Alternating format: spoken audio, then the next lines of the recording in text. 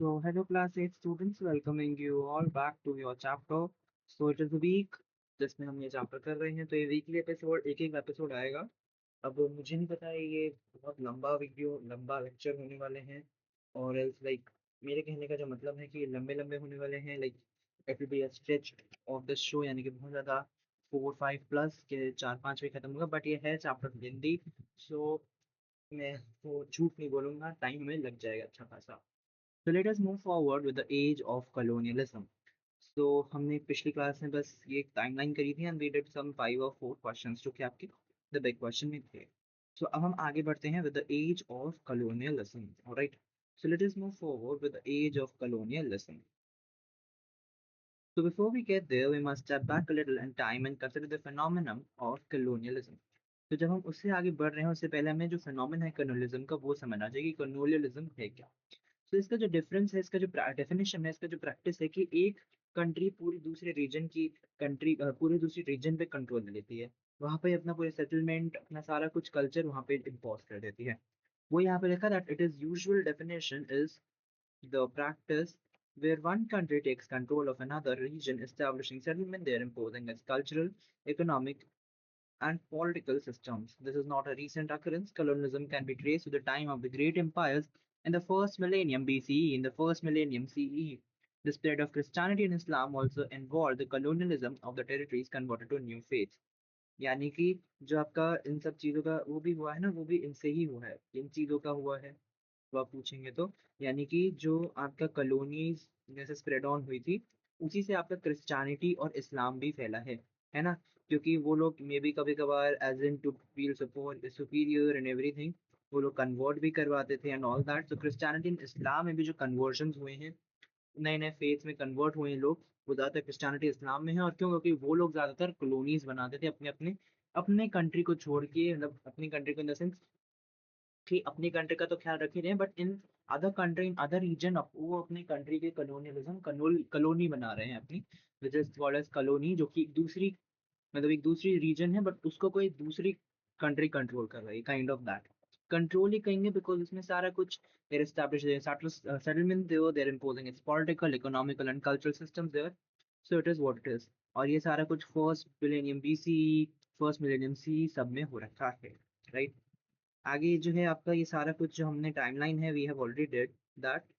ठीक है, so but the age of colonialism usually refers to the European expansion of the 15th century onwards, which within a few century extended to large parts of the world। यानी कि जो आपका as of colonialism है ना, जो अभी हम बात करेंगे, वो पूरा का पूरा यूरोप के एक्सपेंशन से रिलेटेड है। ठीक है, और कहाँ से? From the 15th century onwards. ठीक है, बहुत ही कम टाइम पे, बहुत ही कम सेंचुरी यानी कि इसमें ही उन्होंने बहुत ज़्यादा पार्ट्स ऑफ वर्ल्ड में कवर कर लिया था। As we will discover in higher grades, European power, in particular Spain, Portugal, Britain, France, and Netherlands, established colonies across Africa, Asia, America, Australia, and many Pacific islands। यानी कि अपनी higher higher classes if I say so 9th and 10th में आप लोग surely पढ़ेंगे। और अगर आप आगे भी ह्यूमैनिटीज लेते हैं, ये हिस्ट्री होगी आपके पास, so you will study more further about these European powers, all right? So let us move forward। तो जितनी देखिए देख सकते हैं आप कि जो यूरोपियन पावर थी बाकी सारी जगहों पे ले रही थी, कॉलोनीज बना रही थी बाकी सारी जगह, मतलब कि आइलैंड्स पे, अफ्रीका, एशिया, ऑस्ट्रेलिया, अमेरिका, इन सारे कंट्रीज में। Alright. Often the conquests were achieved through military campaigns that involved the massacre or enslavement of native population। यानी कि क्या? यानी कि जो मिलिट्री कैंपेन्स थे वहाँ पे उस जगह पे मिलिट्री कैंपेन्स लगा दिए और वहाँ पे जो मिलिट्री थी वो लड़ाई वगैरह करके मैसेकर्स हो रहे हैं, यानी कि लोगों को मारा जा रहा है जो नहीं सुन रहे हैं, उनको हटाने के लिए डराने के लिए मार रहे हैं लोगों को, एज एन अंधाधुन अंधाधुन मार रहे हैं। इंस्लेवमेंट हो रही नेटिव पॉपुलेशन की, जबकि जो वहाँ के लोग हैं, जो नेटिव लोग हैं ना, वहाँ की पॉपुलेशन जो है, वहाँ के लोग जो हैं, उनको इंस्लेव बनाना मतलब कि उनको एक अपना गुलाम बना देना, अपना एक स्लेव बना देना, वही होता है कि किसी को अपना एक गुलाम बनाना, that turning someone into slave is called as enslavement। यहाँ पे डेफिनेशन भी लिखी है। Alright. What impelled those nations to undertake such campaigns? Political competition between European powers created a race for territorial expansion and global influence। यानी कि जो political मतलब कि ये सारे नेशन को क्या हुआ कि ये सारी चीजें करने, ये सारे कैंपेनिंग करे, ये सारे कुछ करे, क्यों? क्योंकि जो यूरोपियन पावर्स के अंदर में पॉलिटिकल कंपटीशन था, यानी कि एक दूसरे में, जैसे अभी हमने नाम लिया ना, जैसे Spain, Portugal, Britain, France, Netherlands, इनके बीच में they were fighting very much. इनको पॉलिटिकल एक्सपेंशन चाहिए था कि जी कोई और हमारी कॉलोनी ना ले ले, अगर कोई और वो जगह ना ले ले, इसलिए हम पहले जाके वहां पे अपनी कॉलोनी बना लें। इधर इनके बीच यानी कि यूरोपियन पावर्स के बीच में बहुत ही ज्यादा कंपटीशन था, पॉलिटिकली बहुत ज्यादा कंपटीशन था। इसीलिए उस रेस को जीतने के लिए वो बहुत ही अपनी टेरिटरी का एक्सपेंशन कर रहे थे और ग्लोबली इन्फ्लुएंस डाल रहे थे अपना उसका। तो वो यहाँ पे लिखा है that competition, political competition between European powers created a race for territorial expansion and global influence. Territorial expansion had obvious economic advantages, access to new natural resources, new market, new trade routes, and often plunder, as we will see. मतलब कि जैसे जब आप territorial expansion करते हो, मतलब कि अपनी टेरिटरी और एक्सपैंड कर रहे हो, तो उसके बहुत ज़्यादा अच्छे अच्छे एडवांटेजेस होते हैं। जैसे कि आपको नए नए नेचुरल रिसोर्सेज मिलते हैं, है ना, which is obviously there are in the nature very much. So आपको बहुत नए नए नेचुरल रिसोर्सेज मिलती हैं, नई आपको एक मार्केट मिलती है, एक नया ट्रेड रूट भी मिलता है, उस रास्ते से भी आप ट्रेडिंग कर सकते हैं। And plus you will see more further about all this converting indigenous people population to Christianity was another popular और powerful motivation। यानी कि यहाँ पर जो था जैसे टेरिटोरियल एक्सपेंशन का तो ये सब था ही, है ना, और territorial expansion.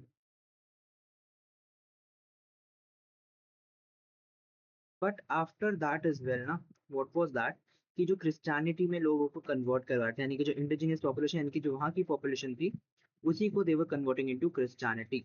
A lesser one but insignificant nonetheless was scientific inquiries, right? The desire to explore unknown lands as to accumulate knowledge of the planet's geography and natural resources। मतलब कि एक तो देखिए आपका फायदा क्या, मतलब बहुत चीजें होती थी, जैसे कि आपका एज आपको ये सब जैसे कि नई मार्केट, नए नेचुरल रिसोर्सेज, नए रूट्स ट्रेडिंग के लिए, अपनी क्रिश्चियनिटी में कन्वर्ट कराना लोगों के लिए। एंड जो तीसरा यानी कि बहुत ही लेस लोग करते थे ऐसे, यानी कि बहुत ही कम लोग ऐसे भी सोचते थे और इसलिए ऐसे एक्सपेंशन करते थे कि अपने जो जो लैंड उनको नहीं पता, that is unknown to them, वहां पर जाकर उसकी नॉलेज लें, प्लैनेट की ज्योग्राफी समझें नेचुरली एंड ज्योग्राफिकली, एंड उसके पीछे की हिस्ट्री भी समझें, नेचर की भी, उधर की भी। सो वो भी एक काइंड ऑफ एक वो होता था कि to go there, right. Well colonizers often claimed they had the civilizing mission of bringing progress to the colonized people, who were often demonized as savage, primitive, or barbaric. The relative, the reality was different, very different। यानी कि जो colonisers थे, यानी कि जो colony कर रहे थे, जो कॉलोनाइजर कॉलोनाइजेशन कर रहे थे, मतलब आपको एज एन कॉलोनीज में बांध रहे थे, एज एन आपको एज एन कॉलोनी के अंदर रखा हुआ था, वो लोग क्या कहते थे कि जो एक उनका जो है उनके अंदर सिविलाइजिंग मिशन है, यानी कि वो आपको एज एन सिविलाइज कर रहे हैं। कैसे आपके अंदर एक अलग आपकी कंट्री के अंदर, आपके रीजन के अंदर प्रोग्रेस ला रहे हैं, बढ़ाव ला रहे हैं, अच्छा कर रहे हैं, जो कॉलोनाइज पीपल है उनके लिए प्रोग्रेस ला रहे हैं, जो कि लाइक डेमोनाइज था। एज इन वाई डेमोनाइज का मतलब होता है कि to falsely portray an individual और group of people in a very negative light. यानी कि उनको एज इन बहुत ही गलत लाइट में शो करते थे, बहुत ही नेगेटिवली बोलते थे किसी लोग के बारे में, किसी के बारे में, मतलब कि as in what they were as savage, primitive और बारबेरिक एज वेल। लेकिन जो उनकी रियलिटी थी, जो उनका सच था, वो बहुत ही डिफरेंट था। पर उनका ऐसा कुछ नहीं हुआ, बट हमें क्या क्या चीजें हुई, इंडिपेंडेंस लॉस हुई, एक्सप्लॉइटेशन हुआ रिसोर्सेज का बाय कॉलोनाइजर, यानी कि जिन्होंने कॉलोनीज बना रखी थी, उन्होंने क्या किया, हमारी एक तो इंडिपेंडेंस, हमारा जो फ्रीडम, हम लोगों का जो हम लोग आराम से घूम पा रहे थे, आराम से हमारी चीजें हो रही थी, वो नहीं हो पाई होगी, वो उन्होंने आके अपनी चीजें लगा दी, हम पे थोप दी। प्लस जो रिसोर्सेज थे उसका एक्सप्लॉइटेशन मीन्स जो रिसोर्सेज है उनको ओवर यूज करना, यानी कि रिसोर्सेज का एकदम मतलब हद मार के बहुत ज्यादा इस्तेमाल करना, राइट। तो destruction of traditional ways of life, मतलब कि जो और लोग वैसे जैसे रह रहे थे, अब देखिए कोई बंदा है जैसे रह रहा है, वहाँ की सरकार बदल जाए, वहाँ का बहुत कुछ हो जाए, एज एन बहुत ही तब्दीलियां आ जाए, बहुत ही चेंजेस आ जाए, तो जो वैसे जिस तरीके से वो अपनी जिंदगी जी रहा है वो थोड़ा बहुत अलग होगा। तो वो जो ट्रेडिशनल वे में लोग जी रहे थे उनमें एक फॉरेन टच आने लगा, फॉरेन इम्पोजिशन आने, टच क्या, फॉरेन इम्पोजिशन, यानी कि वो इम्पोज कर रहे थे, वो हम पे थोप रहे थे, right? So that is the destruction of traditional way of life and imposition of foreign cultural values। यानी कि traditional ways का खराब डिस्ट्रक्ट हो रहे थे and cultural values imposition हो रही थी, emphasize हो रही थी, right? It is true that colonial age brought the world together, saw rapid growth of economies and technology, but the benefit were mostly for the colonizers। मतलब कि ये हम कह सकते हैं कि जो colonial age है, यानी कि जहाँ पे ये सब होता था, जो colonialism होता था, उसने ये देखा कि जो पूरा वर्ल्ड है वो एक साथ आ रहा है, टुगेदर आ रहा है, बट उसके कुछ जो फायदे थे ज्यादातर जो कॉलोनाइजर्स थे यानी कि जो कॉलोनियां बना रहे थे, जो कॉलोनी को एज रूल कर रहे थे, उनके ही थे। यानी कि we wasn't having any advantage with us, right? Many historical studies have documented the immense hardship that the colonized people had to endure। यानी कि बहुत सारे जो हिस्ट्री के वर्किंग्स हैं, हिस्ट्री की स्टडीज है, वो ये भी बताते हैं कि जो लोग कॉलोनाइज हुए थे, यानी कि जिनके ऊपर कॉलोनीज ये आई थी, जिनके ऊपर कॉलोनाइजेशन हुआ था, उनको बहुत ही ज्यादा दिक्कतें, बहुत ही ज्यादा मुश्किलें, ये सब सहनी पड़ी थी। राइट, यहाँ पे एक कार्टून है depicting a British business magnet starting Africa while he holds the telegraph wire, है ना। ये आपका टेलीग्राफ वायर दे रहे हैं ब्रिटिश बिजनेस मैग्नेट, जो कि आपके अफ्रीका के ऊपर खड़े हुए हैं। सो this is a cartoon. Alright, so there's a question that what do you think the cartoon figure 4.3 यानी कि this one only is trying to express? Keep in mind that the telegraph, which permitted instant communication for the first time, was then a recent invention. Analyze different element of the drawing, यानी कि यहाँ पर जो हुआ उसका kind of हम बताते हैं, कराते हैं, तो वो हमसे वो पूछ रहे हैं कि आपको इसमें क्या है, क्या समझ में आता है। तो सी जो एक कार्टून था, ये आपका एक बिजनेस मैन दिखा रहे जो कि ब्रिटिश है, जो कि आपका अफ्रीका कॉन्टिनेंट की कॉन्टिनेंट के ऊपर खड़ा है विद टेलीग्राफ वायर, है ना। ये आपको क्या दिखा रहा है, यानी कि ब्रिटेन का कंट्रोल दिखा रहा है अफ्रीका पे कॉलोनियल पीरियड के दौरान, है ना। So the cartoon shows a British businessman standing across the African continent while holding a telegraph wire, and it symbolizes Britain control over Africa's during the colonial period. The businessman appears large and powerful, showing Britain's dominance over the colonies, है ना। तो जो बंदा है, businessman है, वो बहुत ही बड़ा दिख रहा है, मतलब बहुत ही बड़ा एंड पावरफुल दिख रहा है, एज इन की ब्रिटेन का डोमिनेंस दिखा रहा है, जो उसकी कॉलोनी को कंट्रोल कर रहे हैं, है ना। Africa is shown beneath him, suggesting that the continent was being controlled and exploited। मतलब कि अफ्रीका उसके नीचे दबा हुआ है, अगर ये दिखाने के लिए कि वो पूरा कंट्रोल हो रहा है, एक्सप्लॉइट हो रहा है to the British people, to the British businessman, है ना। मतलब कि जो ब्रिटेन का डोमिनेंस है वो हमें साफ साफ दिख रहा है, एंड जो लोग यानी कि जो अफ्रीकन लोग हैं, जो अफ्रीका कॉन्टिनेंट है, वो एज उसके नीचे दबा हुआ है। इसका मतलब ये है कि उसको बहुत एक्सप्लॉइट किया जा रहा है, उसका पूरा कंट्रोल लिया जा रहा है, right. Also which allowed Britain to communicate quickly with its, मतलब कि वहाँ पे द टेलीग्राफ वायर जो है आपका मॉडर्न टेक्नोलॉजी भी दिखाती है, क्योंकि जो किया है कि जो ब्रिटेन लोग हैं वो अपने ज्यादातर कॉलोनीज में एज एन उससे कम्युनिकेट करते थे, उससे उसके सेंस से बातचीत करते थे, एंड अपना जो कंट्रोल है उसको और स्ट्रेंथन करते थे, यानी कि और अच्छे से बढ़ाते थे, right. The cartoon also criticizes imperialism by showing how European powers use technology, trade, and political power to dominate weaker nations। And ये कार्टून ये भी दिखाता है कि जो यूरोपियन पावर्स थी वो टेक्नोलॉजी का यूज करती थी, ट्रेड का यूज करती थी, और अपनी पॉलिटिकल पावर का यूज करती थी, जिससे कि वो जो कमजोर कमजोर नेशंस हैं, जो weaker weaker dominance like weaker weaker Nations हैं, उन पे अपना पावर जता सके।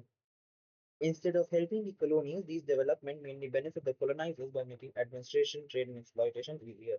मतलब कि जो टेक्नोलॉजी, ये ट्रेड और ये पॉलिटिकल पावर को और अच्छा कर रहे थे, इससे जो कॉलोनाइजर्स थे वो इनका ही फायदा हो रहा था। जो कॉलोनी से कॉलोनाइज पीपल थे, यानी कि जिनको कॉलोनी जिनके ऊपर बनाई दी गई थी, जिनके कंट्रीज के ऊपर ये लोग कॉलोनी करा रखी थी अपनी, है ना, जैसे ब्रिटेन की कॉलोनी जिस रीजन में थी, उनका कोई फायदा नहीं था, क्योंकि ये सारी जो चीजें थी, जैसे अगर आपका ट्रेडिंग है, पॉलिटिकल पावर है, उससे आपका ट्रेडिंग में, आपका एक्सप्लॉइटेशन में है, टेक्नोलॉजी से आपका एडमिनिस्ट्रेशन में हेल्प आउट होता है, कम्युनिकेशन में हेल्प आउट होता है, जो किसको फायदा दे रहा है, जो कि आपके कोलोनाइजर्स को फायदा दे रहा है, not the colonised people. Alright, and the drawing highlights the unequal relationship between the colonizers and the colonized people during the age of colonialism।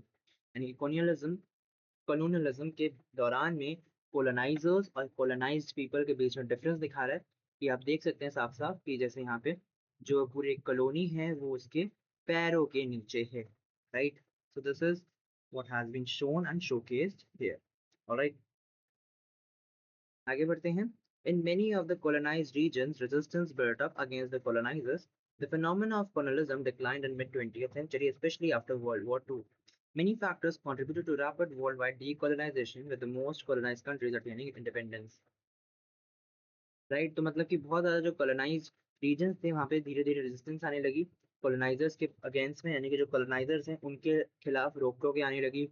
जो वहाँ पे नेटिव लोग थे वो लोग मना कर रहे थे, रेजिस्टेंस शो कर रहे थे, और जो फिनोमिना था कॉलोनिज्म का, धीरे धीरे मिड 20th सेंचुरी तक, है ना, वो धीरे धीरे खत्म होते लगा, स्पेशली वर्ल्ड वॉर 2 के बाद में। और बहुत सारे जो अलग अलग फैक्टर्स थे उन्होंने कॉन्ट्रीब्यूट किया कि जो पूरी वर्ल्ड वाइड जो डे कॉलोनाइजेशन थी, यानी कि कॉलोनाइजेशन धीरे धीरे हट रहा था, उस पे उन्होंने बहुत ही ज़्यादा एज़ इन काम किया, एज़ इन काम इन द सेंस बहुत सारे फैक्टर्स ने काम किया, जैसे कि डीकोलोनाइज़ेशन हुआ।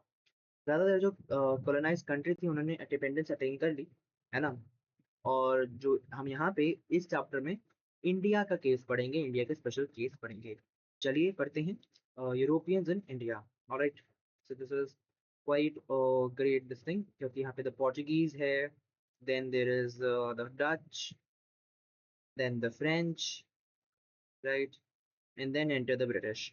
सो आई डोंट वांट कि ये ऐसे मैं बीच में छोड़ के बाकी करवाऊँ। मुझे समझ नहीं आ रहा कि मैं अभी करवा दूँ और else I can take it up into the next video as well.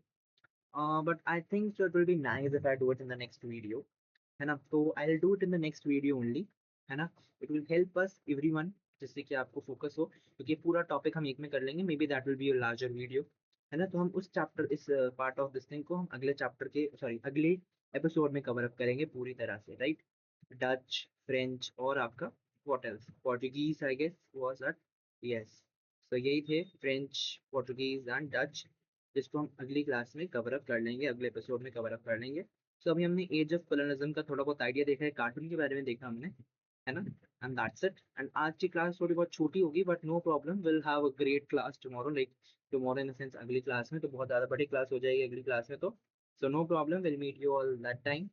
तब तक के लिए bye bye you all, and will meet you all at that time. So bye bye class, will meet you very soon in the next episode.